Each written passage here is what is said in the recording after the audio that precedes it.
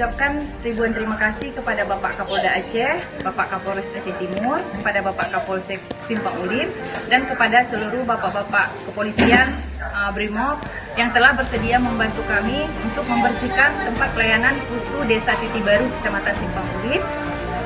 Semoga setelah ini kami bisa melakukan pelayanan sebagai mestinya untuk masyarakat Desa Titi Baru. Kami tidak bisa membalas semua kebaikan bapak-bapak, hanya Allah lah yang bisa membalas semua kebaikan bapak-bapak. Demikian, sekali lagi saya ucapkan banyak-banyak terima kasih. Wassalamualaikum warahmatullahi wabarakatuh.